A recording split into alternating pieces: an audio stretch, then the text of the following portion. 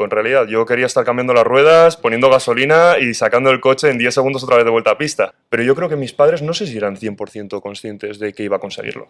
Para mí el deporte ha sido la herramienta principal desde joven para llevarme a donde estoy ahora mismo.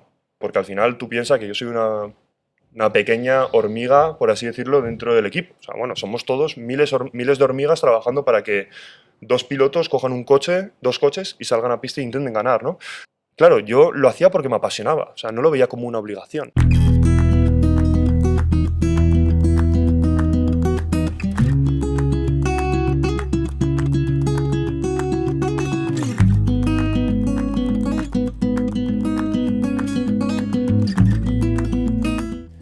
Hola a todos y bienvenidos a un nuevo programa en el canal Marbellap. Desde la Delegación de Fomento y Pymes del Ayuntamiento de Marbella hay una nueva startup, la marca Marbellap. Con esto tenemos un podcast en el que traemos artistas, deportistas de élite, emprendedores, con los que queremos inspiraros, queremos ayudaros a conseguir vuestros sueños, pero siempre respetando vuestra salud, que estéis lo mejor posible. Esperamos que todas nuestras entrevistas os consigan inspirar lo máximo posible y os dejo con el contenido. Tenemos con nosotros a alguien que ya lo ha conseguido. Alguien que ya es campeón del mundo de Fórmula 1, una de mis pasiones. Pero no lleva casco. Lleva talento, lleva constancia y una pasión que arranca antes que cualquier motor. De hecho, se dedica a la parte de motores. Ahora nos lo va a contar todo. Con menos de 30 años forma parte del equipo Mercedes, AMG, Fórmula 1, Team, creo que se llama Petronas también, más cosas, pero de Mercedes. Uno de los más prestigiosos y más ganadores del mundo. Mientras tú y yo veíamos las carreras desde el sofá, soñando con la velocidad, él ya estaba dentro del garaje construyendo velocidad. Y lo más increíble es que hoy lo tenemos con nosotros. Está con nosotros Miguel Eslava. Buenas. Bueno, Alex, menuda presentación. Muchísimas gracias, la verdad. Sí, oye, dicen que repetir, ¿no?, va a hacer que mejore el programa. Bueno, pues venga, ya, vamos a por el segundo intento. Dicen que segundas partes no suelen ser buenas, Esta pero va a esta ser es mucho increíble. mejor. Va a ser 100%. increíble. Además tú prepárate también porque hemos cambiado un poquito el concepto y vamos a darle un giro de guión a esto. Me gusta no saber lo que me espera. Pero lo cierto es que no estoy solo. No estoy solo con Miguel hoy. Porque en el programa, como sabéis, estamos haciendo todo lo posible por daros talento, por daros nuevo contenido. Y hoy estoy con dos personas más que me van a acompañar. A Miguel no solo le voy a hacer preguntas yo, le va a hacer preguntas Juan Niebla, que es un joven de 14 años que quiere comerse el mundo, admira también la Fórmula 1, el equipo Mercedes, y quiere conocer mejor a Miguel, y uno de sus sueños podría ser llegar ahí. Con ese objetivo tenemos aquí a Juan Niebla. Juan, bienvenido. Hola, gracias. ¿Tienes ganas? ¿Tienes seguridad? Sí, la verdad que ¿Vamos sí. a poner en un aprieto a Miguel o no? Puede ser. Esto es 2 contra 1, Alex, ¿eh? Antes no era así. Por supuesto, a mí me gusta que esto ya no sea ni legal, ni justo, ni nada. Aquí mando yo. Completamente.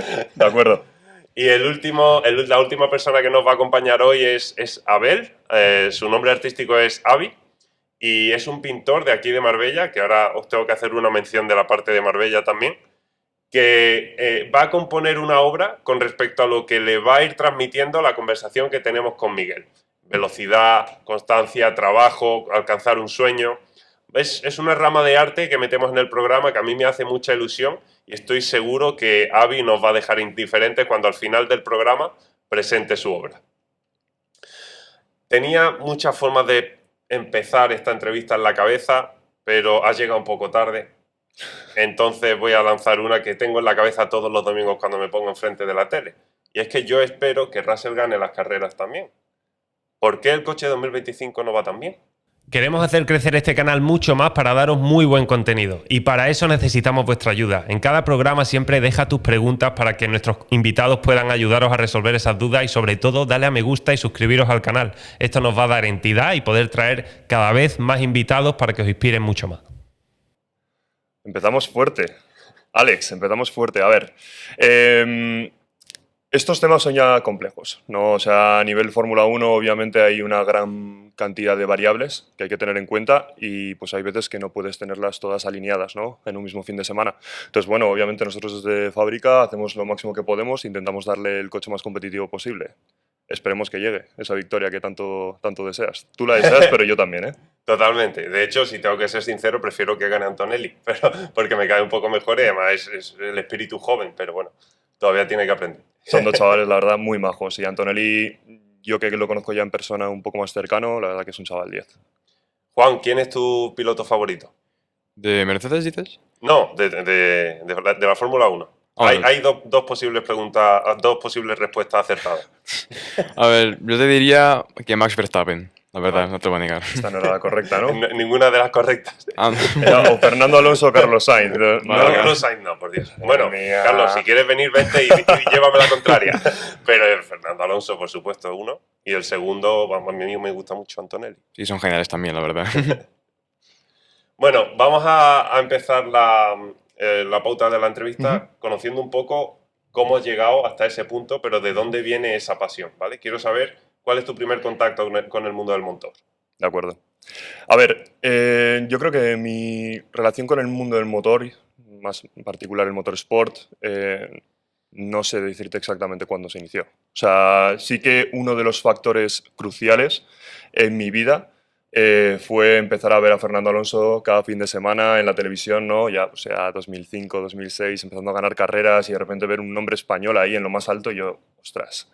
Yo era un apasionado yo por los coches, los camiones, los tractores. A mí todo lo que tenía ruedas y un motor y hacía ruido me encantaba, ¿no? Y bueno, ya empezar a ver esto en televisión y ver ya coches que hacían el doble de ruido, iban extremadamente rápido, pasaban por curva a velocidades que yo no comprendía. Hacían cambios paradas en boxes, cambiaban en 10 segundos, repostaban y cambiaban todas las ruedas y yo no entendía nada. Yo quería hacer eso.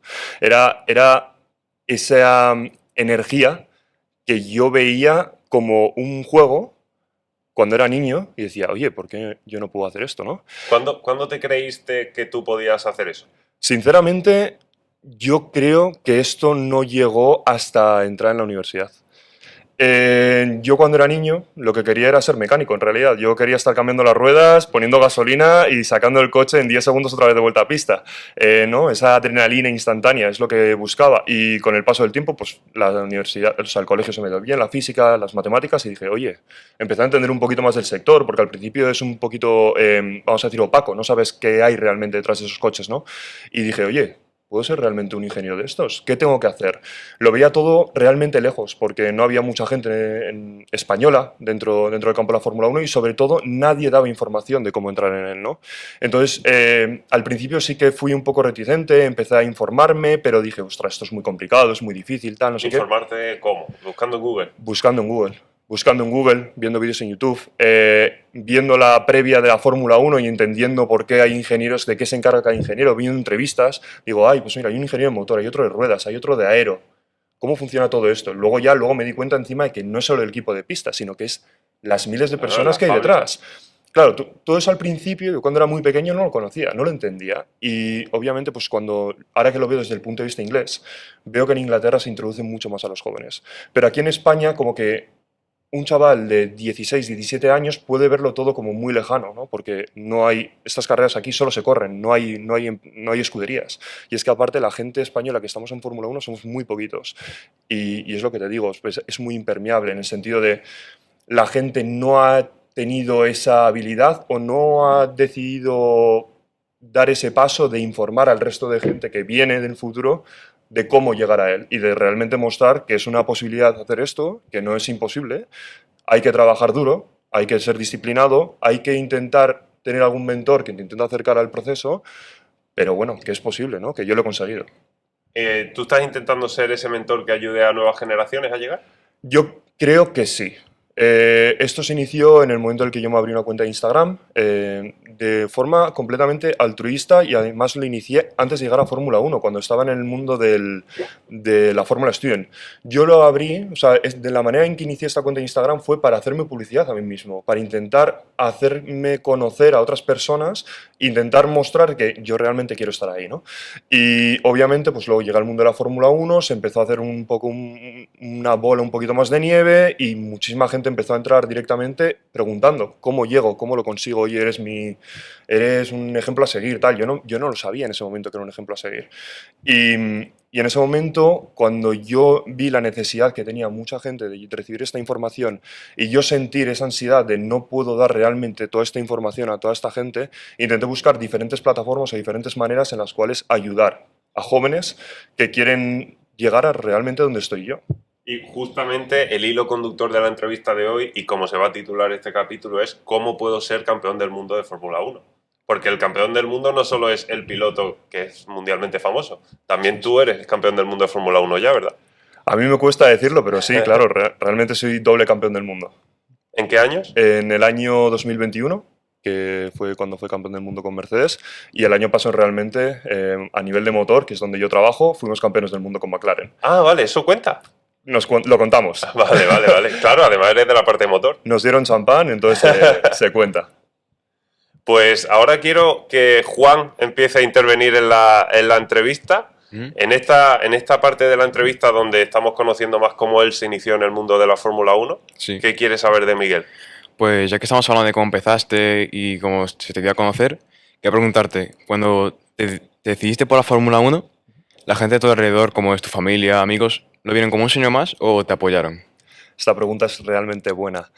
Y yo, las veces que me han hecho esta pregunta, lo he respondido yo creo que siempre de la misma manera. Y es que al principio era un sueño, no era algo que yo perseguía, pero de la misma manera que estaba intentando acabar mi carrera de ingeniería y estaba intentando también, pues, vamos a decir, crecer como ingeniero, ¿no? Mi prioridad principal era, obviamente, conseguir esto. Pero, obviamente, mis padres también estaban detrás diciendo, vale, perfecto, me parece muy bien que te guste la Fórmula 1, me parece muy bien que te encante esto, pero de la misma manera vamos a hacer una ingeniería industrial. Luego, ¿quieres hacer este máster? Sí, perfecto, creo que es la manera de ir, pero bueno, también puedo intentar conseguir hacer un máster en Barcelona con una Fórmula Student que me acerque un poquito más al mundo del motorsport. Quiero decir que yo no sabía que lo iba a conseguir. Era algo que estaba persiguiendo, pero obviamente me estaba preparando por si no lo conseguía.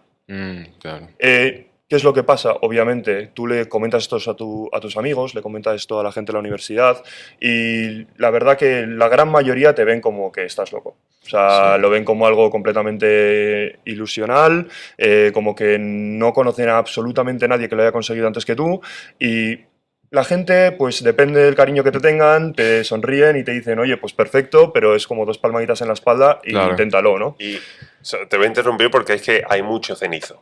Hay mucho Sí. cenizo que tú no te das cuenta y son grandes amigos, son grandes primos, pero cuando le cuentas un sueño así, yo recuerdo una conversación, yo tendría tu edad, unos 14 años, Sí. y yo estaba contando las ideas que tengo de locura y de conquistar el mundo, ¿vale? Y recuerdo como un chico de 14 años me dijo, ¿pero tú qué te crees, que va a ser ingeniero de la NASA? A mí, yo no me enfadé, yo sentí muchísima pena por él, porque como con 14 años no quieres creerte que te comes el mundo. Claro, si es que a esa edad, sobre todo si estamos conociéndonos a nosotros mismos, estamos persiguiendo nuestros sueños, entonces que te digan eso es un poco, como te has dicho, triste, por así decirlo. Es todo un poco así. Yo creo que realmente es la primera barrera que tienes que superar es tu mentalidad. Y si tú literalmente no puedes ver más allá de 100 metros, no vas a conseguir nunca llegar más allá de 100 metros, ¿no? Entonces yo tenía esa mentalidad de que lo quería conseguir. Entonces la gente a mi alrededor, pues sí, pues, oye, te vamos a apoyar, pero tampoco, bueno, si lo consigues, perfecto, ¿no? ¿Qué es lo que pasa y que yo noté? Fue en el momento en el que lo conseguí. O sea, en el momento en el que lo conseguí, gente que simplemente te había dado esas dos palmaditas en la espalda, de repente, ¡buah!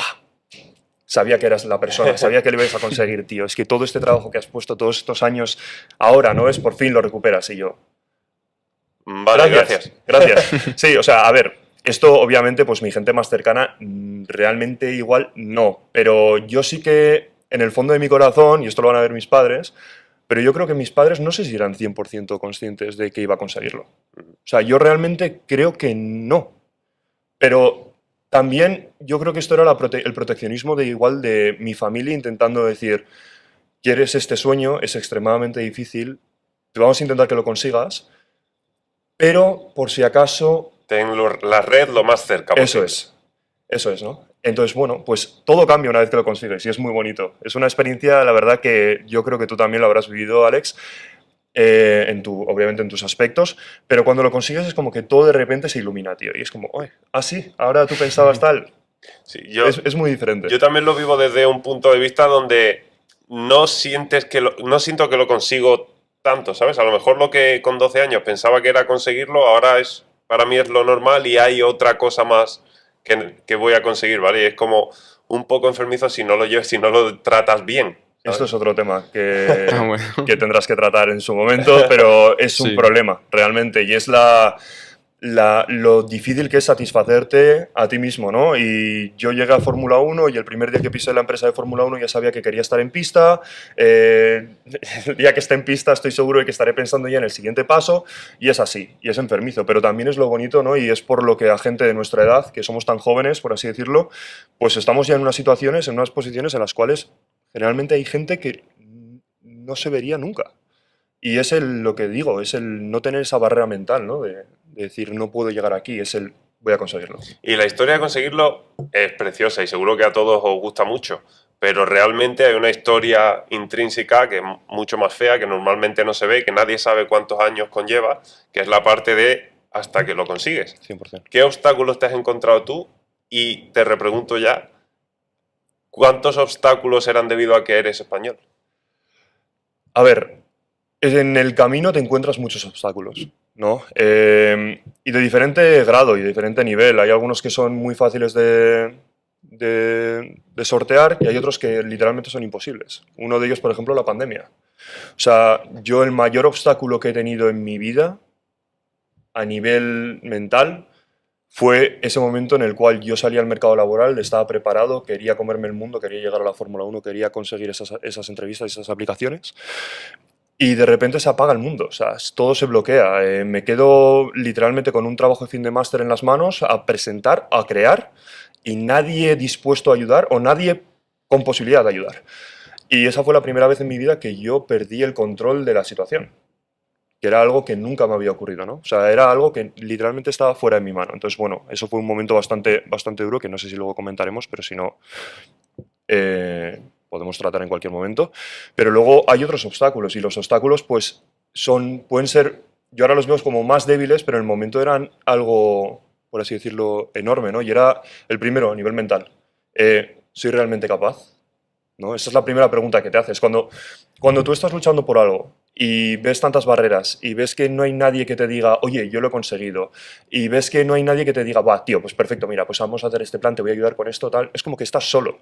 Y en esa soledad, pues muchas veces es el realmente, o sea, yo quiero y sé que voy a conseguirlo, pero realmente es esto, o sea, todas estas barreras que estoy superando realmente merecen la pena.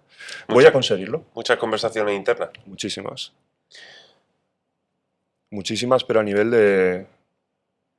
de ansiedad y de ver que estás poniendo el trabajo y que te estás esforzando al máximo posible y que estás dando las horas y las horas y las horas y nadie te está dando una oportunidad, ¿no? Y esta es una barrera a las que dices tú, ser español. O sea, yo obviamente venía de dos buenas universidades de España, yo estudié en la Universidad Pública de Navarra y luego en la Politécnica de Cataluña, carrera y máster, pero yo no tenía un máster en motorsport de la Universidad de Cranfield o en la Universidad de Oxford Brookes University.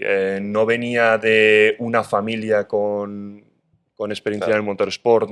De mis universidades había muy poquita gente en ese momento en el mundo del motorsport. Entonces, claro, si tú a una aplicación de 11.000 personas ponen un filtro que el primero sea máster en motorsport, estaba fuera, ¿no? Y tengo también el convivir con eso, ¿no? El saber que yo soy un tío extremadamente capaz, pero no tengo ese tic. Entonces hay gente que tiene ese tic y que no está tan capacitada como yo, pero van a tener la oportunidad, ¿no? Entonces, bueno, eso, el ser español ahí no me ayudó. Obviamente era época del Brexit. Literalmente ese año, a final de año, el 31 de diciembre empezaba el Brexit. Necesitaba una visa para trabajar el año siguiente. Entonces, bueno, son barreras que te va poniendo la vida, ¿no? Y también es tu capacidad para salir un poquito, ver la bigger picture, ¿no? Que se dice en inglés, Sí, sí. y decir, vale, voy a afrontarlo por aquí. No es tan grave como realmente parece. ¿Qué puedo hacer? ¿Qué posibilidades tengo? La capacidad de ser un martillo. O sea, mi mente dice lo que sea, en el mundo pasa lo que sea, pero yo estoy ejecutando lo que hay que hacer. 100%. Vamos a seguir ahora por aterrizar un poco esta parte que nos estás diciendo de cómo llegaste a Mercedes. Lo primero, ¿por qué Mercedes? ¿Es el único que te sacó vacantes o tú ibas a por él? Había vacantes. Yo no, la verdad que no estaba haciendo target únicamente a Fórmula 1. Estaba aplicando a todo lo que podía, tío, Alex. Era horrible. O sea, tú piensas que nadie compite, nadie saca el coche a pista. Yo solo quería experiencia en el mundo del motorsport a nivel algo más que un Fórmula Student, ¿no? Aplicaba a GTs, que son pues, coches carrozados de calle, pues como los que corren las 24 horas de Le Mans. Aplicaba a Fórmula 2, Fórmula 3, Fórmula 4, Fórmula 1. Y todo el mundo me decía que no. O sea, era una constante lluvia diaria de emails diciendo con el típico copia y pega, no eres lo que buscamos. Y yo sé que soy lo que buscáis, o sea, sé que soy bueno, pero es que no me estáis dando la oportunidad de realmente mostraros que soy lo que necesitáis. Y hasta que Mercedes, que llevaba en ese momento, imagínate, 5 años ganando el campeonato del mundo, dice, oye Miguel, ¿te apetece hacer un examen? Y yo, que si me apetece hacer un examen, o sea, ¿dónde firmo? Ya. Y el proceso se inició un poco así, o sea, realmente fue Mercedes porque fue el único equipo en la parrilla, pero no solo en la parrilla de Fórmula 1, sino en cualquier parrilla de motorsport que me dio la oportunidad. O sea, podía haber sido Mercedes, podía haber sido cualquiera, pero es que fueron ellos los que me la dieron. Y el proceso, pues, sinceramente, fueron unos exámenes, sobre todo a nivel psicotécnico, que eran los típicos que tienes diferentes figuritas que van cambiando las normativas y la norma, y luego tienes que decir la siguiente, ¿no? Pues eran de esos, pero complejos, pues que igual con 6, 7 normas que tú tienes que adivinar la siguiente figura. Y tenías como 25 preguntas en 20 minutos, algo así. Y fue acabar ese examen, bueno, hay una anécdota detrás de esto que fue que a la semana me dijeron de Mercedes que no era válido, que no había cumplido con los mínimos y yo pedí revisión porque simplemente quería aprender y bueno, esto se alargó 2 semanas, me llamaron y a la vez, antes de llamarme justamente me llega una solicitud para entrevista de Mercedes, me llaman y me dicen Miguel, lo sentimos muchísimo, hemos corregido mal tu examen, en realidad eres percentil 99, no sabemos qué ha pasado, te queremos para 2 entrevistas. Al mes siguiente tuve 2 entrevistas con Mercedes y al acabar la segunda ya me dijeron, ¿quieres la posición? ¿Qué posición quieres? Y desde entonces fue, o sea, pero fue Mercedes realmente porque fueron los únicos que me dieron la oportunidad. Estaría bueno que al te quieres la posición le hubieses dicho que no, ¿eh? Bueno, imagínate. Además fue divertido porque cuando me llamó el jefe de recursos humanos para darme la posición, yo estaba entrenando, acababa de terminar un WOD, yo hago CrossFit, y estaba jadeando, o sea, no podía hablar. Pero es que aparte de no poder hablar, no entendía absolutamente nada de lo que me estaba pasando. Y me acuerdo que salir corriendo del box con el móvil, salir fuera y había un camión enorme que no se escuchaba absolutamente nada, tener que ir corriendo al final de la calle y ahí ya pude hablar y yo jadeando, pero oye, ¿realmente me estás dando el puesto? Y me dicen, sí, sí, que tienes el puesto. Y yo, ¡buah! Ya ves. Fue espectacular ese momento. ¿Qué te diferenciaba del resto de candidatos? Del resto de candidatos, sobre todo, por ejemplo, yo a nivel del examen, pues no sé realmente lo que me diferenciaba del resto de candidatos. Ahora sí que ya entro en el mundo del motorsport y veo cuál es realmente mi papel, ¿no? Yo soy una persona que tiene una capacidad de resolución de problemas muy rápida. O sea, soy capaz de abstenerme un poquito del problema puntual, ver esa imagen global y tener una imagen bastante grande de cómo afrontar el problema. Entonces, esa es mi virtud, por así decirlo, dentro del mundo del motorsport, ¿no? Y luego ejecutar la resolución del problema, obviamente. Entonces, yo creo que a nivel de, obviamente, exámenes psicotécnicos, pues tenía una ventaja, pero no sé si es innata o literalmente de entrenamiento, de cosas que he ido haciendo en mi vida, de Disciplina. prácticas, sí, disciplina. Y luego ya cuando llegamos al nivel de entrevistas, ya mi mentalidad. Yo creo que eso fue decisivo. O sea, yo llegué a las entrevistas de Mercedes con una mentalidad de este puesto es mío. O sea, tú piensas que ahora mismo era como tener un león perdido en la sabana que está a punto de morir y tiene una presa delante. O sea, yo llevaba 6 meses aplicando, 6 meses de NOES, sabía que no tenía el perfil perfecto para entrar en el mundo del motorsport en papel y dije, aquí hemos llegado, ahora ya me conocéis, ahora por fin soy capaz de mostrarte cara a cara de lo que soy capaz, ahora esto es mío. Y fue así la entrevista, o sea... Y si ahora, para conseguir ese sí, que supongo que cuando terminaste esa conversación que estabas jadeando haciendo el WOD, te hiciste otro WOD, pero bien rápido, ¿no? Buah, yo me acuerdo de colgar y ponerme a llorar. O sea, fue toda la adrenalina esa que tienes ahí metida dentro del cuerpo, ¡pum!, salió. O sea, fue increíble. Si tuvieses que darle ahora un consejo a Juan sobre qué hábitos, rutinas del día a día te llevan a tener ese sí, ¿qué le diría? Pues mira, yo creo que muy relacionado con este tema que acaba de comentar Alex, para mí el deporte ha sido la herramienta principal desde joven para llevarme a donde estoy ahora mismo. O sea, el deporte a mí me ha enseñado una serie de valores y entre ellos disciplina que no creo que se pueda conseguir con otros elementos desde tan joven como tú, que tienes 14 años, ¿no? Entonces yo, por ejemplo, a los 18 estuve haciendo fútbol y luego ya entré a hacer CrossFit, pero ahí ya me metí a CrossFit a nivel de competición. Entonces, esa disciplina de tener que entrenar 5 o 6 días a la semana, de tener que compaginar estudios, trabajo, porque yo trabajaba para pagarme el CrossFit. O sea, yo literalmente trabajaba para pagarme el deporte. Y el deporte, claro, eran, pues imagínate, 5 o 6 días a la semana, 2 horas de media al día. eran muchas horas que tenía que dedicarlo a ello, ¿no? Entonces esa organización, esa disciplina, ese quiero estudiar, quiero sacar esta carrera para llegar a mi sueño futuro y a crear mi carrera, pero también quiero competir, quiero estar sano, quiero luchar conmigo mismo. O sea, al final, por ejemplo, para mí el CrossFit es una competición diaria contra mí mismo. Y eso es lo que a mí me ha dado esa gasolina, ¿no? Para luego estar en la posición en la que estoy y para ser como soy en mi trabajo. Porque también forja mi personalidad, ¿no? Cuando coges el deporte desde tan joven, te forja. Y es algo que a mí, personalmente, me ha cambiado la vida. O sea, lo que le aconsejas es trabajar su capacidad de sacrificio. 100%. 100%. ¿Es más importante que el talento? Yo creo que sí. Sí. ¿Por qué? Voy a intentar explicar esto. El talento, obviamente, te va a llevar y te va a abrir las puertas hasta X momento. Pero en el momento en el que se complican las cosas, en el momento en el que ya no es más allá del me apetece hacer esto, en el momento en el cual tienes que levantarte muy pronto a la mañana, acostarte muy tarde, pasar muchísimas horas, sufrir una gran cantidad de estrés para poder llegar a una solución, ahí es la disciplina para mí la que te mueve. Y no digo motivación. O sea, para mí la motivación y la disciplina son cosas completamente diferentes. Y esto, yo por ejemplo, cuando empecé en CrossFit, sentía que era una persona extremadamente motivada por llegar a competir, por ser bueno. Pero la motivación se acaba convirtiendo en disciplina. Y es ahí cuando realmente yo creo que se genera el valor, ¿no? Y es esa disciplina, hoy me encuentro mal, pero voy a ir a entrenar. Hoy estoy muy cansado, pero bueno, voy a intentar hacer algo.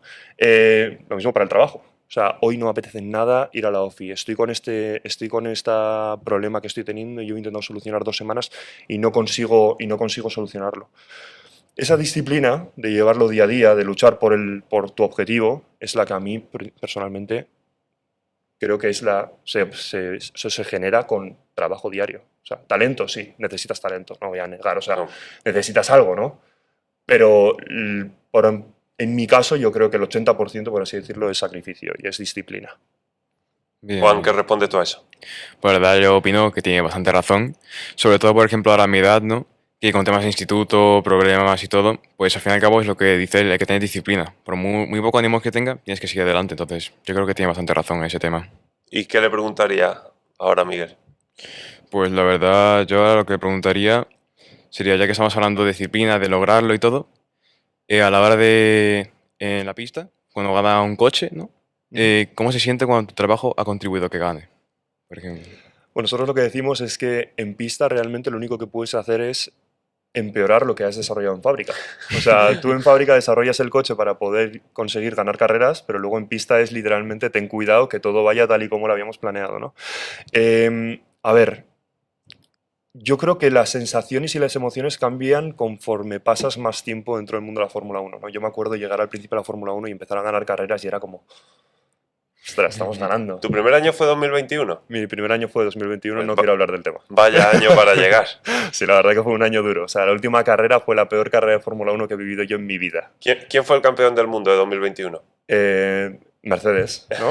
Ganó Mercedes. Bueno, lo que iba, que al principio es como que tienes mucha euforia, mucha emoción, tal, no sé qué, y luego al final ya lo ves como una estrategia, ¿no? O sea, vale, hemos ganado este fin de semana, ¿por qué hemos ganado? ¿Cuál es el siguiente paso? ¿Cómo tenemos que desarrollar o seguir? ¿Cómo tengo que seguir haciendo mi trabajo para contribuir a que el coche mejore? Porque al final tú piensas que yo soy una pequeña hormiga, por así decirlo, dentro del equipo. O sea, bueno, somos todos miles de hormigas trabajando para que 2 pilotos cojan un coche, 2 coches y salgan a pista e intenten ganar, ¿no? Entonces, ¿cómo mi contribución va a llegar a llevar ese coche adelante? Pues es emoción, es motivación, voy a intentar cambiar esto, es querer mejorar, ¿no? Que eso también lo considero muy importante dentro del mundo de la Fórmula 1, ese espíritu de mejora continua. Claro. Si nos vamos dentro del paddock, ¿vale? Sí. Nos ponemos un poco más técnicos y queremos aprender cosas más técnicas y cosas más del día a día de la Fórmula 1. ¿Cuál es el rol de un ingeniero en fábrica como tú? ¿Qué haces tú en un día?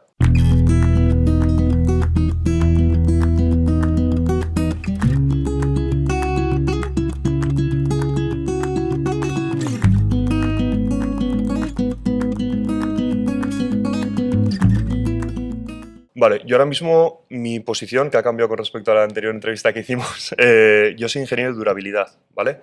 Yo básicamente lo que me encargo es, cogemos el motor, ¿vale? Vamos a decir la spec que vamos a correr en 2026, por ejemplo, y lo que intentamos es hacer pruebas en este motor de tal manera que luego en pista no nos encontremos nada que no hayamos probado ya con anterioridad, ¿no? Desde correr a diferentes temperaturas, a correr a diferentes modos, vamos a decir que el piloto hace algo extraño, entonces el motor responde, pues a tener que hacer qualis, free practice, carrera, todos esos diferentes tipos de pruebas a las cuales sometes el motor, porque no es lo mismo sacar el motor a unos libres que sacar el motor a una carrera.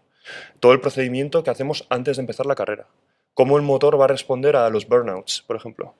Todas esas pruebas que luego el motor va a tener que sufrir en pista, yo me encargo de probarlas en un banco de pruebas, ¿no?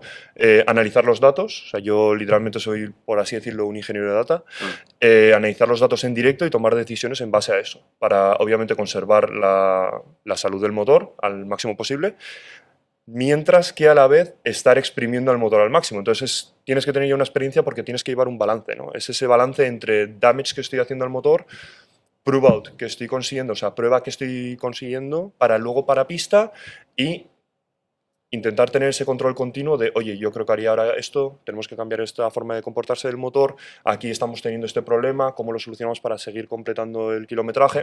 Perdona. Entonces, eso es lo que me encargo, ¿no? Es un poco, es la, por así decirlo, la antesala a estar en pista como ingeniero de Power Unit. Como súper aficionado a la Fórmula 1 desde 2003, con la primera victoria de Fernando Alonso, Claro. no me he perdido una temporada. ¿Vale? Salvo el año que lo echaban solo en Movistar, ese año no lo vi. Yo tengo la percepción de que incluso ni los equipos todavía entienden bien las normativas de motor de 2026. Bueno, ¿Qué tiene de especial? Eso es parte de lo que viene, ¿no? Es un cambio muy drástico a nivel desde el tipo de gasolina con la que corremos. ¿Cómo es la gasolina de ahora? Pues ahora vamos a correr con biofuels. Entonces no es el mismo tipo de combustible con el que se echa en un coche normal, sino que son sintéticos, vamos a decirlo. ¿Con he qué dicho se que no fabrica? vamos a correr con... Bueno, no vamos a correr con fuel de petróleo de dinosaurios, por así decirlo, ¿vale? Sí. Vamos a correr con fuel sintético. Luego, pues por ejemplo, la estructura del motor ha cambiado. Tenemos diferentes... Es que me puedo mover muy técnico, pero la compresión dentro del motor no es la misma. Antes teníamos un motor eléctrico acoplado al turbo, que ahora desaparece. Tenemos podemos poner, por así decirlo, la cantidad de combustible que ponemos en el motor ha cambiado. Ahora en vez de ser limitada a kilogramos por hora, pues ahora vamos en julios, en energía por hora. Es una serie de cambios que se van acumulando. El motor eléctrico ahora que antes teníamos en el cigüeñal es ahora mucho más grande, mucho más potente, la cantidad de energía que podemos gastar o cómo la podemos gastar cambia. Entonces es una serie, por así decirlo, de nuevas reglas del juego que tú como ingeniero de Fórmula 1 las recibes como al que le dan un nuevo Monopoly y dices, ahora cómo saco el mayor partido de esto, ¿no? Entonces, bueno, ningún equipo hasta que lleguemos a pista vamos a ver cómo está el otro, pero lo podemos afrontar con emoción y con ganas. En resumidas cuentas, ¿es verdad que es 50 eléctrico, 50 combustión? Esto no te puedo responder Ah, obviamente, vale. pero yo creo que era la idea principal, ¿no? O sea, es que obviamente yo no te puedo decir la potencia que está sacando un motor de Fórmula 1 porque tampoco te la puedo decir del motor con el que Claro. corremos ahora, pero tampoco te la puedo comparar con el de Honda ni con ni con el de otro equipo. O sea, pero esa era la idea, yo creo, principal. Era, por así decirlo, reducir la cantidad de potencia que sacamos del motor de combustión y aumentar la potencia eléctrica. Y para que Juan entienda la cantidad de trabajo que hay en proyectos tan vanguardistas como un coche de Fórmula 1, ¿con cuántos años de antelación un equipo trabaja en un cambio de reglamentación como este? Pues yo creo que cuando entré en Fórmula 1, véase 2021, es cuando se empezó a iniciar el proyecto 2026. O sea, vamos a decir 4 años de antelación, por así decirlo. Sí, 4 años diría, más o menos. Y obviamente es gradual, pues al principio es muy conceptual, ¿no? Y a medida que va pasando el tiempo, pues ese concepto ya se convierte en una máquina, esa máquina hay que refinarla, el refinamiento ya te lleva a tener que desarrollar una máquina que vaya en un chasis y luego una máquina que sea competitiva. Entonces es como que como una empresa, ¿no? Me imagino, al principio tú empiezas a desarrollar en un papel lo que quieres hacer, lo que quieres desarrollar y luego vas haciéndote mucho más preciso en esos requerimientos. Hay algo que a mí me marcó mucho en la década de, bueno, a partir de 2014 y así, que Mercedes empezó a ganar mucho. Se escuchaba mucho el Hammer Time. Pero a cualquiera que le gusten los coches y ha visto las películas de Fast and Furious y tal, el óxido nitroso, ese botón que de repente empiezas a correr muchísimo más, ese botón existe de verdad. A ver, eso es diferente. O sea, si tú tienes una inyección de óxido nitroso, obviamente, pues sí. Pues sí, o sea, es como una forma de enriquecer la mezcla, ¿no? Que va dentro del motor. Pero bueno, en Fórmula 1 tenemos botones similares, ¿no? Pues tenemos el botón del DRS, que lo que te hace es perder carga aerodinámica, de tal manera que obviamente tu coche en recta corre un poquito más. Luego, pues podemos jugar muchísimo con los mapas de energía, de tal manera que en función del tipo de estrategia que quiere mi piloto, imagínate que está defendiéndose de un adelantamiento, pues le voy a poner que gaste la mayor cantidad de energía, sobre todo en las rectas en las cuales es susceptible de ser adelantado, ¿no? Esa es la manera que tenemos nosotros en Fórmula 1 ahora mismo de competir, de hacer un botón de NOS y de repente sacar fuego por el escape y va a ser increíble, Y ¿no? siempre todo súper secreto, cada equipo el suyo, 100%. Sí, sí. y intentando cumplir las normas. Y digo intentando porque algunas cumpliendo, veces... cumpliendo las normas siempre, obviamente. Estupendo. Cosas de Fórmula 1 que quieras saber, ahora es el momento. Y si Pues- son difíciles, mejor. Sí, mira, me gustaría Estas preguntarte... preguntas, perdón, antes de que me las digas, las estás Sí. preguntando para él, porque él es Yo el sí. mayor emocionado y fanático de la Fórmula 1, o sea. Pues mira, ahora que estamos hablando del tema de arreglar coches, afrontar los problemas y todo eso, quería preguntarte, ¿cuál ha sido el problema más raro o complicado que has tenido a la hora de hacer eso? Es que esto también es, o sea, dentro del mundo de la Fórmula 1, pues Sí. es que no te podría dar una contestación perfecta, ¿no? Porque obviamente primero todos los procesos que hacemos son completamente secretos y no se pueden sacar en un programa. Claro. Pero yo creo que una de las mayores challenges que he tenido yo en mi carrera dentro del mundo del motorsport, que es un mundo que si lo piensas es eficiencia, optimización, tiempos, prisa, estrés, pues uno de mis proyectos del año pasado, por ejemplo, del cual estoy muy orgulloso, fue reducir un proceso que hacíamos dentro de la empresa, que era básicamente el motor se construye, le hacemos unas pruebas y lo mandamos a pista. Pues reducir ese proceso de pruebas en, no sé exactamente, pero creo que fue un 30 y algo, un 40% a nivel de tiempo. Entonces eso es tiempo, es dinero, y más en Fórmula 1. Claro. Entonces ese es uno de los proyectos más grandes en los cuales he estado yo involucrado, ¿no? Que ahí yo creo que también entró un poquito mi parte de ingeniero industrial, que bueno, yo también he desarrollado, antes de entrar en Fórmula 1, pues estuve trabajando en otras empresas y hacía proyectos de optimización. Entonces, bueno, pues esa imagen, esa cabeza que tengo yo para optimizar el proceso, pues entró ahí y bueno, pues es una cosa que se implementó en la empresa y que estamos muy contentos con ella. ¿Cómo vives tú el proceso de hacer un cambio así en una empresa tan grande, con tantos procedimientos, donde normalmente parece que no es nada ágil y necesita muchas approvals?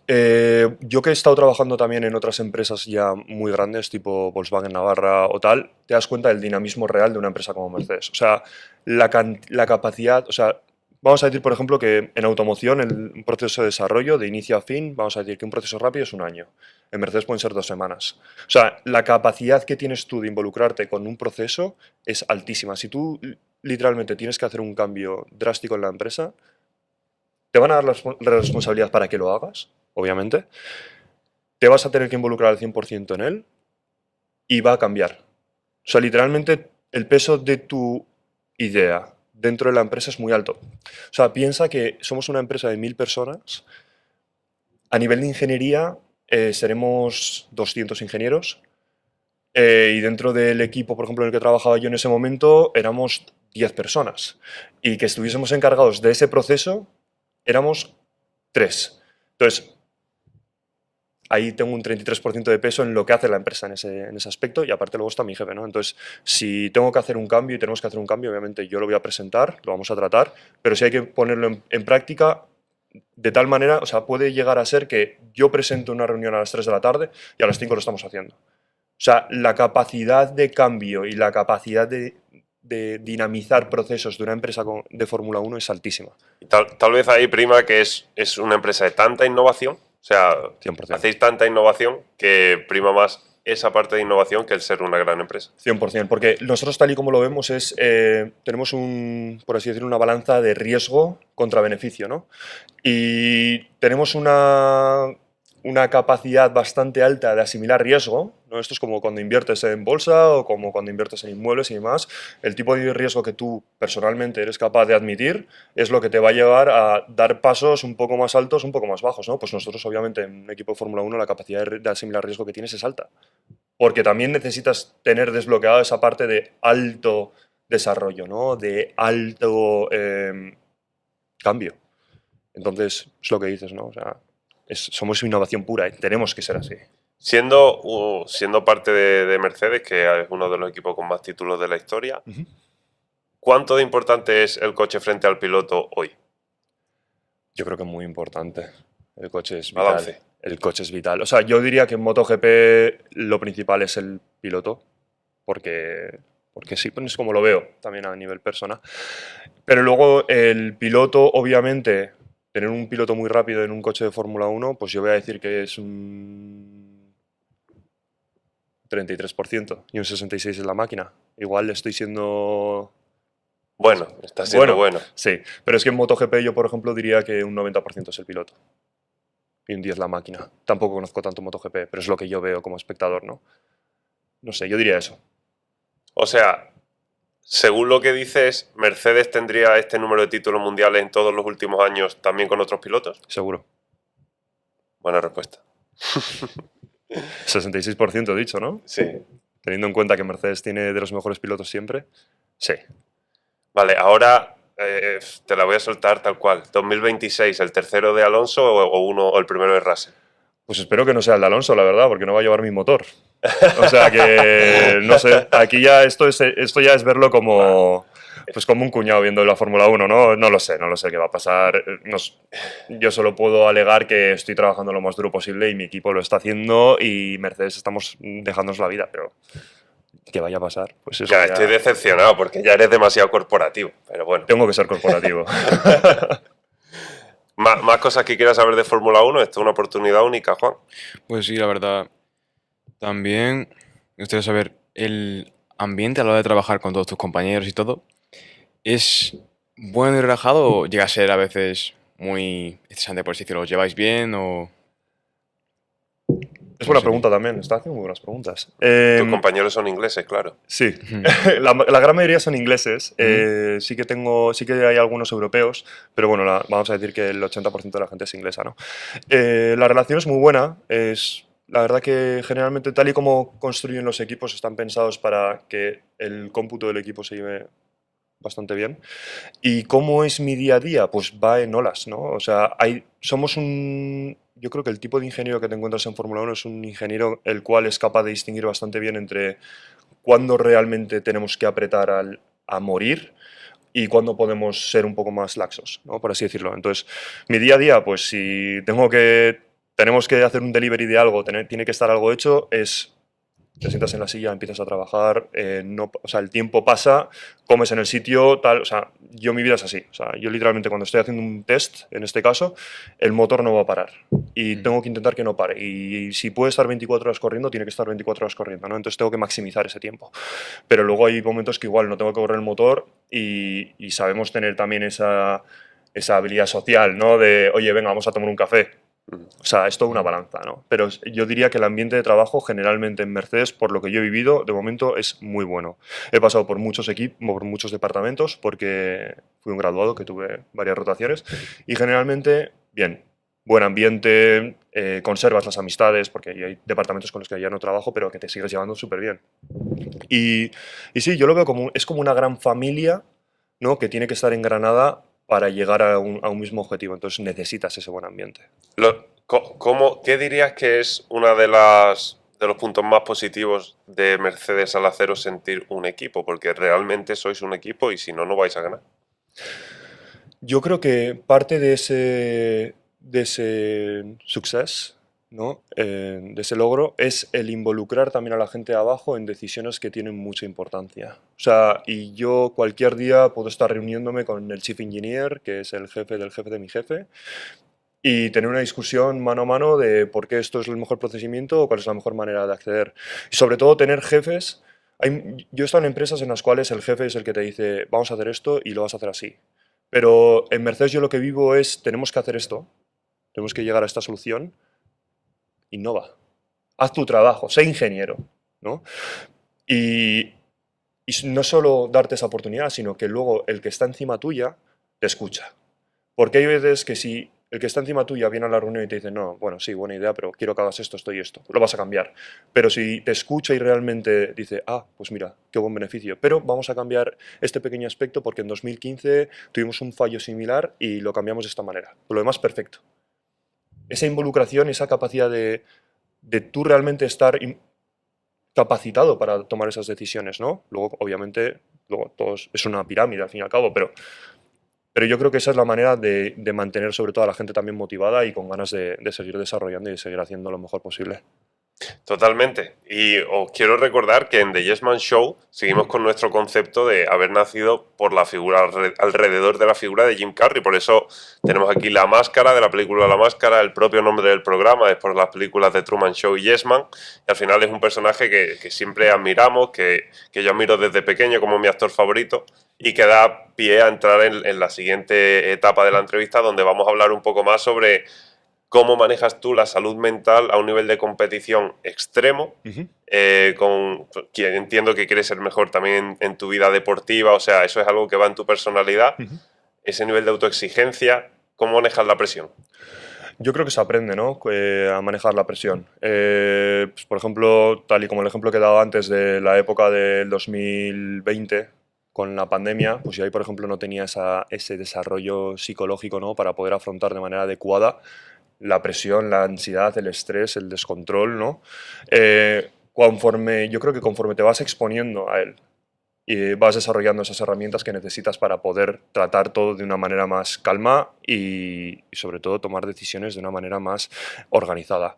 O sea, al final, en mi trabajo ahora, por ejemplo, es que yo también estoy en un extremo, ¿no? O sea, yo tengo que tomar decisiones extremadamente rápidas porque, o sea, si la Fórmula 1 va rápido, un motor de Fórmula 1 va extremadamente rápido. Entonces, las decisiones, te estoy hablando de decisiones de tener que parar un motor en cierto momento porque se va a autodestruir o porque estoy teniendo una fuga de algo y estoy viéndolo en data. Entonces, el saber, yo en mi persona he desarrollado unas capacidades para poder llevar a cabo toma de decisiones bajo estrés muy buenas, pero hay gente que tiene otras, ¿no? Entonces, ¿cómo se desarrollan estas? Yo en mi opinión, cómo las he desarrollado ha sido exponiéndome a ellas y teniendo situaciones de estrés. ¿Y la primera vez que te exponías? Eso ahí también, claro, gana tu mentalidad, ¿no? O sea, cómo de fácil llegas a colapsar. Pues yo, gracias a Dios, nunca me he expuesto a llegar a colapsar, ¿no? A llegar a que mi mente se quede en blanco. O sea, hay gente, por ejemplo, que se pone delante de un examen en la universidad y tiene de repente matemáticas y solo saben poner el nombre. Pues yo nunca he tenido esas situaciones, ¿no? O sea, siempre he sabido autocalmarme, que creo que es una capacidad bastante buena. Cuando estás estresado, cuando estás ansioso, tal, cuando ves que está todo un poquito negro, decir, che, vamos a frenar. Piso un poco el freno, me relajo, está el tiempo pasando, perfecto. Sigue todo bien, estoy bien, voy a afrontar este problema. ¿No? Tener esa capacidad de hacer switch off, un poco... La pausa. Esa pausa. Es tomar una pausa, realmente. Y creo que la he tenido desde siempre. Entonces, eso es otra cosa que igual también puedes practicar tú como joven, ¿no? O sea, Claro. ahora tú te enfrentas también a situaciones de estrés. O sea, una situación de estrés, pues como acabo de decir, para ti puede ser hacer un examen de matemáticas, Sobre todo, sí. ¿no? Entonces, obviamente, conforme vas pasando etapas en tu vida, pues el source, La fuente. la fuente del estrés cambia. Pues para mí ya no es un examen, pero para mí es el motor. O para mí es el tener que hacer el día siguiente ser mejor que el día anterior. Bueno, es también aprender que la vida es eso, ¿no? Simplemente son épocas y con esas pequeñas... Lo que para mí ahora es insignificante como un examen, para ti ahora es un mundo. Entonces, Claro. dentro de 10 años, para ti será insignificante. Exacto. eso Hasta que mismo. tengas 80 y ya todo te da igual. Eso es. A mí me sirvió mucho compartimentar en la cabeza. O sea, yo cuando necesito que algo pare, por relacionado con trabajo y tal, y ya tengo que irme fuera a tener vida social o lo que sea, me sirve mucho visualizar que cierro la oficina. Cierro, apago las luces, todo, y me voy de ahí. Y eso me lleva a la pausa y sigo practicándolo, ¿eh? Esto no lo vas a practicar toda la vida. Claro. Es un aspecto que, al fin y al cabo, yo en mi día a día voy mejorando poco a poco. Voy adaptándome no solo en exámenes, tipo, también situaciones de la vida diaria, problemas y todo, entonces hay que ir adaptándose poco a poco, sí. 100%. ¿Pensaste en rendirte alguna vez? No. te lo digo de verdad. No, 100%, nunca, ni en 100%. pandemia. No. Y por eso en pandemia me sentaba delante del ordenador, me levantaba a la mañana, me sentaba delante del ordenador, mandaba aplicaciones 2 horas, trabajaba en mi TFM 8 o 10 horas. Acababa eso y me ponía a mandar emails. Y el hecho de pensar en nunca en rendirme fue también lo que me llevó a un sitio oscuro, ¿no? Es decir, tengo que seguir apretando, esto no, me va a salir, eres capaz. Y hasta cierto punto, ¿no? Porque llegué a sacrificar mucho de mi salud mental en ese momento. Pero no pensé nunca en rendirme. ¿Cómo era ese sitio oscuro y cómo saliste? Pues era un sitio, o sea, y obviamente se juntó todo, ¿no? El hecho de no poder salir de casa, el hecho de no ver que mis sueños se escapaban poco a poco, el hecho de que no podía hacer nada por solucionarlo. Entonces, esa ansiedad me llevó a hacer cosas que yo ahora mismo pues no estoy orgulloso de ello. Pues, a ver, pues, hablaba mal a mis padres, estaba en casa y es que yo sentía que era horrible estar conmigo. No salía de mi habitación, quería trabajar y solo pensaba en trabajar y salía de la habitación y igual soltaba una contestación mala y no era la manera de ser, ¿no? Porque simplemente estaba llevando a la gente que estaba a mi alrededor también a un sitio en el cual no tienen que estar sufriendo, ¿no? ¿Y cómo lo solucioné? ¿Cómo conseguí solucionarlo? Pues intenté, ya hacía deporte dentro de la pandemia, pero intenté pues, aumentarlo un poco más. Y sobre todo, yo creo que fue un momento en el cual vi que las cosas empezaban a carburar un poco, empezaba todo a rodar un poquito mejor, veía el final de mi TFM, pues me fui agarrando a esos pequeños éxitos para también nutrirme a mi cerebro, ¿no? Y decir, vale, venga, perfecto, mira, tío, está saliendo poco a poco. Y al principio, pues, intentar hacer que el menor éxito fuese una cosa importante Claro. para mí. Y yo creo que eso fue la manera de salir de esa situación. Metas pequeñas. Metas pequeñas, sí. Porque yo al principio, tal y como lo enfocaba, era, quiero Fórmula 1. Claro. A ver, respira, Miguel. O sea, quieres Fórmula 1, pero primero tienes que acabar la uni. Vale, una meta. Claro. Acabar el TFM, hacer el examen de matemáticas. Esos pequeños logros que vas haciendo, pues son los que realmente me ayudaron a mí. Pero además ese consejo vale para todo en la vida, porque yo con 13 años así empecé a hacer triatlón, que no era un gran deportista ni nada. Hacía natación, que me gustaba mucho, y poco más. Pero cuando empecé a hacer triatlón, claro, el cambio era brutal y el primer año de entrenamiento fue brutal para mí, pero me gustaba muchísimo. Y recuerdo estar subiendo un puerto de montaña y faltaban como 5 kilómetros. Cuando yo vi que faltaban 5 kilómetros, yo iba reventado, pero iba reventado a un nivel de te quieres morir en cada pedalada. Y de repente vi que faltaban 5 kilómetros y el siguiente era el kilómetro 11. Y dije, venga, vamos al kilómetro 12, al kilómetro 12. Venga, joder, el kilómetro 12, ahora el 13. Y al final llegué. Sí. Y ese día lo recuerdo, pero bien en mi cabeza, porque desde entonces hago eso siempre, en todo. Y funciona muy bien. Claro que sí. Y además yo creo que es la primera vez que te enfrentas a una situación de esas y luego consigues solucionarlo, ¿no? Consigues llegar a tu meta, ¿qué dices? Hey, o sea, realmente soy capaz. O sea, yo pensaba que era un muro infranqueable y mira, ya acabó la carrera. Lo que sea. O sea, esa forma también de ponerte a prueba, ¿no? A nivel cerebral. Y yo, pues, por ejemplo, ahí el deporte a mí también me ha ayudado mucho. Saber que estoy a punto de desfallecer y todavía tengo que seguir entrando, tengo que seguir apretando, no quiero, y luego acabas y dices, Listo. lo he hecho. Pues esas cosas son Esa pequeñas satisfacción. pequeñas satisfacciones que te ayudan y te van formando, ¿no? Ya no cómo es el nivel de cuidado de la salud mental y emocional en ti, sino en el paddock. Se ve como un deporte también de mucho, con respeto, pero perro viejo, ¿sabes? A ver, yo creo que sí, ¿no? O sea, al final no tengo tanta experiencia dentro del mundo del paddock en sí, en plan, en pista, pero lo veo en la empresa, ¿no? Y al final también es real que conforme más años de experiencia tienes, más perrerías eres capaz de hacer, más herramientas tienes, más experiencia tienes. O sea, llevas trabajando 20 años con un motor de Fórmula 1, pues sabes dónde tocar para solucionar los problemas, ¿no? Entonces, obviamente, por la experiencia creo que es como tú dices, es un mundo de perro viejo. Pues si tienes experiencia es todo mucho más fácil, pero tienes que aprender para poder llegar a tener esa experiencia. Entonces, bueno, pues es un proceso. Es, lo que a mí me parecía extremadamente difícil hace un año y medio, ahora me parece pasear por el parque. Bueno, sí que en Fórmula 1 es la verdad que la curva de aprendizaje es extremadamente... Es que desde fuera se ve como un deporte brutal. A nivel emocional parece un deporte brutal. Sí. Por ejemplo, en el trato de los pilotos de ciertos equipos, al final es muy fácil cargarte un gran talento porque demasiado pronto no se trata como se tiene que tratar, que a lo mejor es que no es madera de campeón, pero a lo mejor sí, y no era el modo. A ver, pasa lo mismo con los ingenieros, ¿eh? O sea, cuando te llega un grupo de 10 graduados nuevos, por ejemplo, en el momento en el que te sientas en una sala de reuniones con ellos y les empiezas a, bueno, o empiezan a sentir la presión de diferentes proyectos o lo que sea, ves los cuales son capaces de trabajar bajo presión y como que son capaces de aguantar esa presión y ves los que colapsan, ¿no? Y pues hay gente para todo, vamos a decir, y hay gente que les cuesta más y hay gente que les cuesta menos, pero obviamente lo que pasa en un mundo como la Fórmula 1 es que si llegas y no estás preparado, pues es muy fácil que no puedas coger el barco, ¿no? Y que pierdas el tren. Que vaya muy rápido para ti Sí. en ese momento. Eso es. Ahora vamos a cerrar esta parte de la entrevista resumiendo cómo podemos responder a todas las personas que nos están viendo, Vale. cómo pueden ser campeones de Fórmula 1, ¿vale?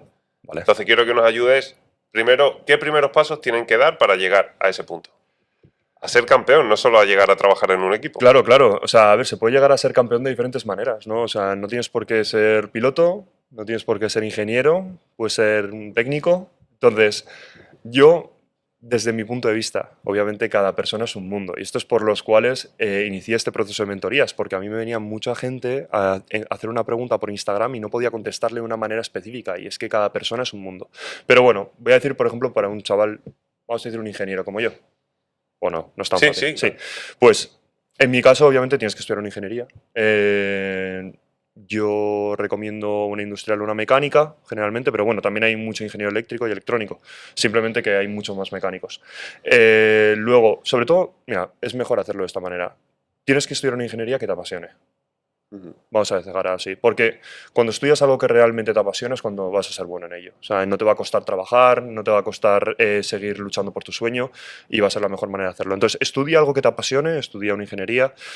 Una manera muy bonita y muy valorada por los equipos de Fórmula 1 es durante tu proceso universitario intentar hacer un Fórmula Student, ¿no? Un Fórmula Student es un grupo de estudiantes que se juntan y desarrollan un monoplaza, ya sea entre 20, 50, 60 personas, las que sean. Pero bueno, desarrollas un monoplaza que al final de año va a estar compitiendo y compites a nivel internacional, compites en Alemania, compites en Austria, hay competición en Estados Unidos, pero bueno, nosotros nunca hemos ido a Estados Unidos. Hay ¿Y quién competición lo en Inglaterra. costea?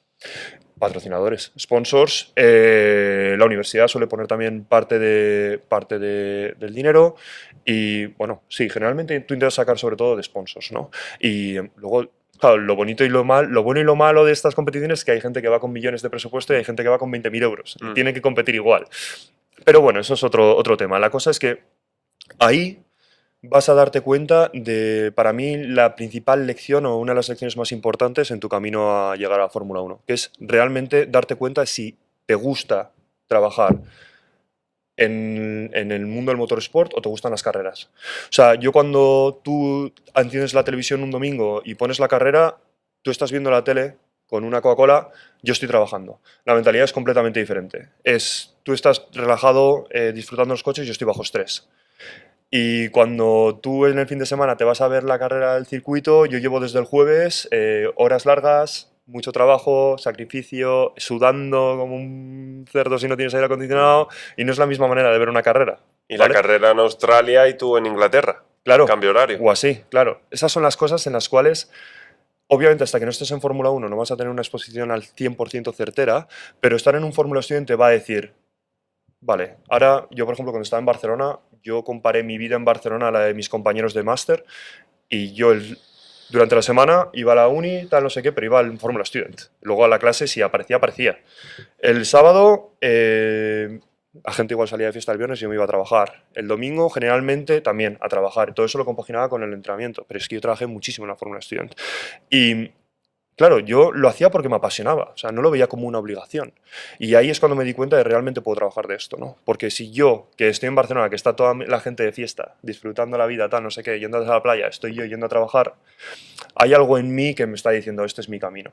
Pero en cambio también había mucha otra gente en Fórmula Student que literalmente aparecían 2 días a la semana y luego para las competiciones. Y eso son gente que no le apasiona el mundo del motorsport. Es gente que le gusta estar metido en ese sector o que en ese momento le apetecía estar con el grupo de la gente que estamos haciendo en motorsport, pero nunca van a poder trabajar de ello porque no les apasiona. Entonces esa es la primera lección importante que yo creo que se puede cumplir y puedes conocer antes de salir de la universidad.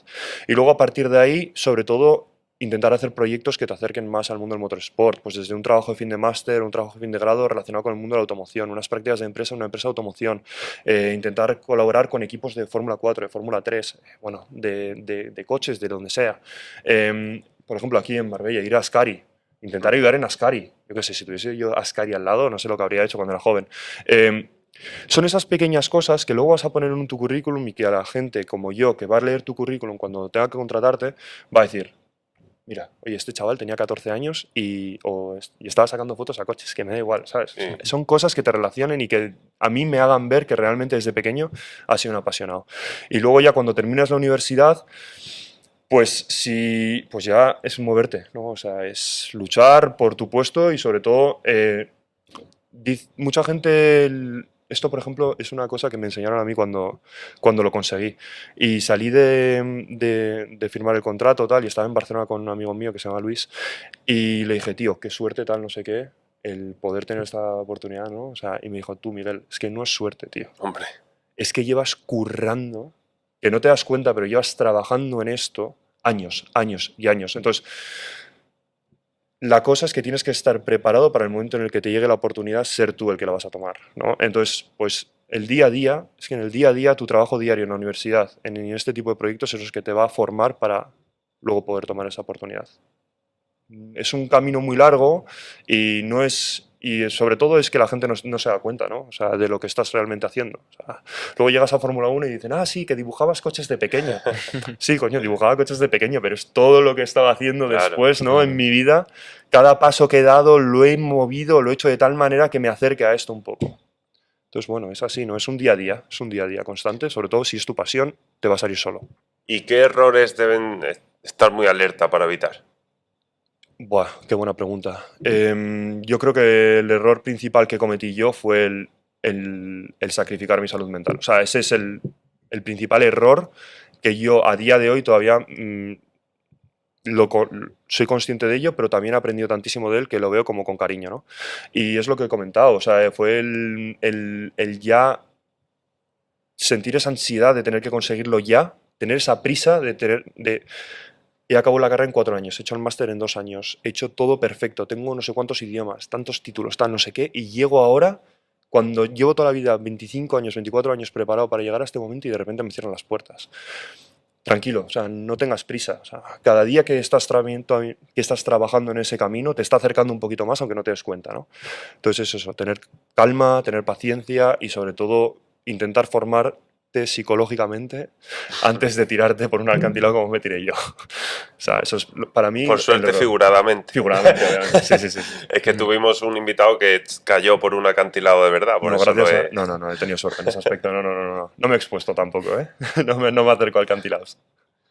Juan, es tu última oportunidad. Sí. ¿Qué quieres preguntarle a Miguel antes de que terminemos? Y Miguel, quiero que respondas ya viéndole a él como si fueses tú con 14 años, ¿qué le dirías? Vale.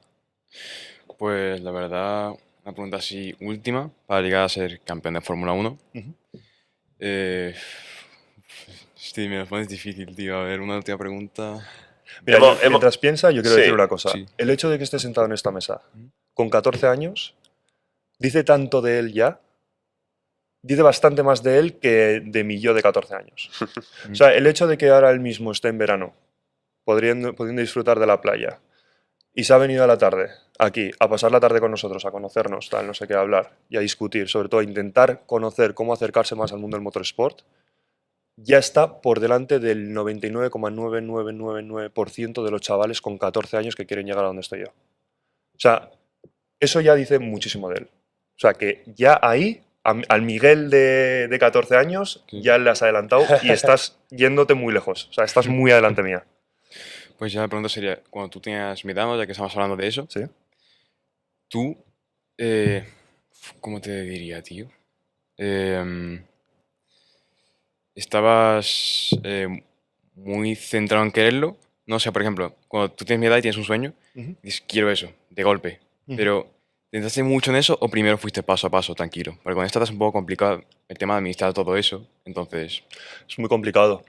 A ver, yo quiero decir que con 14 años yo lo que te digo, quería llegar al mundo de la Fórmula 1, no sabía cómo, lo veía como algo todavía muy lejos y sobre todo lo veía con tranquilidad porque sabía el proceso que tenía que llevar a cabo, ¿no? Sabía que tenía que estudiar una carrera, que tenía que hacer X, pues entonces, bueno, no lo veía de una manera agobiante. Pero tú mismo me estás diciendo que te dedicas a sacar fotos a coches, tal, no sé qué, Sí, que te sí, gusta ir a sí. Puerto Banús. Es que eso es lo que hacía yo con 14 años. Es que literalmente mi familia veraneaba aquí en Marbella y yo iba con mi padre, o sea, que estábamos en Marbella y le dejamos a mi madre en la playa, cogíamos el coche y nos íbamos a Puerto Banús a comprar el periódico. O sea, a ver, por favor, que si no hubiese, como si no vendiese periódicos en Marbella y nos teníamos que ir a Puerto Banús solo para ver coches. O sea, es que lo que estás haciendo tú ahora mismo Ujú. es lo que yo hacía con esa edad. Pero es que encima ya tienes esa idea de quiero llegar aquí. Es que yo igual todavía no la tenía ni desarrollada. Estás muy por delante de la situación en la que estaba yo con 14 años. O sea, te lo digo de corazón y como si lo estuviese diciendo al chaval de 14 años ¿Qué eras que tú? una vez fui. Enhorabuena por eso, tío, porque literalmente Muchas gracias. creo que es algo que te valora y sabes y eres consciente de que lo que vayas haciendo ya a partir de ahora te está acercando un poquito más, ¿no? A ese sueño. Ujú. Entonces es mucho más fácil para ti guiarte. O sea, y hacer ese camino poco a poco, con pequeños pasos, con lo que estás diciendo de subir fotos de coches Sí. a Instagram. Es que son esos los pequeños pasos que buscamos nosotros con gente de 14 años. A mí si me viene un chaval de 14 años que de repente ha montado un cohete que puede ir a la luna, pues digo, joder, esto es espectacular, pero ¿qué hay detrás de este chico? O sea, yo también, si quiero trabajar con este chaval desde muy niño, igual quiero tener también a ese chaval que con 14 años era una pasión y sacaba fotos de coches, ¿no? Hay perfiles para todo dentro del mundo de la Fórmula 1 y dentro del mundo del motorsport y hay hueco para todos y cada uno de ellos. Entonces, todo lo que vayas haciendo a partir de ahora, que sepas que es un pasito pequeño que estás dando para llegar a donde estoy yo en unos años. Y probablemente con lo pronto que has iniciado, igual llegas antes que yo. O sea que igual te entrevista a ti, Alex, dentro de unos años. Ojalá, Ojalá, y que ojalá. estemos nosotros entrevistando. Igual te tengo que preguntar yo las cosas, ¿eh? O sea, imagínate. Pues sí. Bueno, ahora vamos a ver qué le ha inspirado a nuestro pintor a ver esta conversación. A mí me da que va por un tema de ave muy rápida, ¿De acuerdo? con mucha fuerza. A ver, cuéntanos esta pintura que has hecho con respecto a la conversación con Miguel.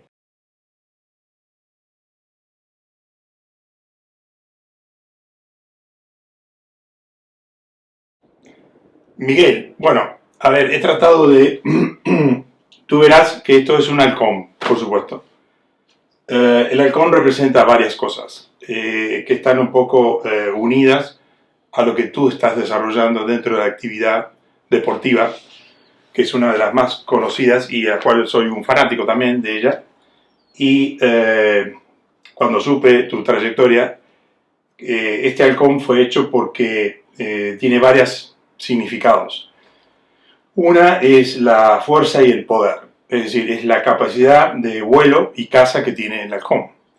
Tiene a su vez la libertad, digamos, vuela a una velocidad increíble, pero esa libertad le da independencia y la capacidad de trascender los límites. Eso es lo que estoy hablando, los límites.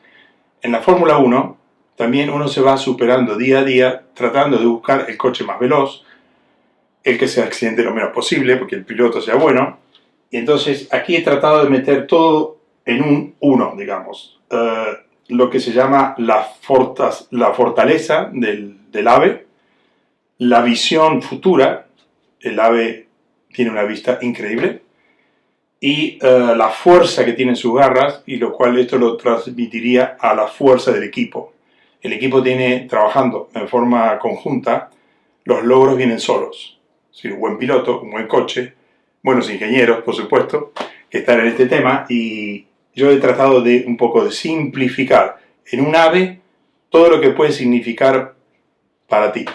Muchas gracias por esta pintura, Abel. La verdad es que es una nueva rama del programa que a mí me encanta mezclar esa pasión, esa creatividad y sobre todo algo que creo que cuadra mucho con Miguel, ¿verdad? Muchísimas gracias, Abel, eso lo primero. La verdad que nunca me había imaginado que podías hacer esta combinación de arte con el podcast. Me parece una cosa espectacular y enhorabuena también a ti por la idea. Pero sí, bueno, en parte también está relacionado con lo que hacemos nosotros, ¿no? O sea, nosotros hacemos arte con matemáticas, por así decirlo, con física. Y es una manera también de mezclar los dos mundos. O sea, que muchísimas gracias por tu arte y Y gracias, Abel, de verdad, de corazón. Y a vosotros muchas gracias por estar ahí. Quiero deciros que siempre que veáis nuestros programas intentéis cerrar los ojos y soñar muy grande, porque de verdad que se puede. O sea, Miguel está aquí, ha conseguido un sueño que muchos vemos desde la tele como algo lejano, y cuando alguien te diga que tú qué quieres ser, ingeniero de la NASA, pues sí, si es lo que quieres ser, seguramente lo podrás ser. Muchas gracias por estar ahí, a vosotros por estar conmigo, Juan, Gracias. Miguel. Muchas gracias. Gracias. Creo que tenemos un planazo ahora, que es irnos a ver coches a Puerto Banús, si queréis. Tengo el coche aparcado fuera, o sea, vámonos. Que estamos en un sitio precioso como es Marbella. Y por si no nos vemos, buenos días, buenas tardes y buenas noches.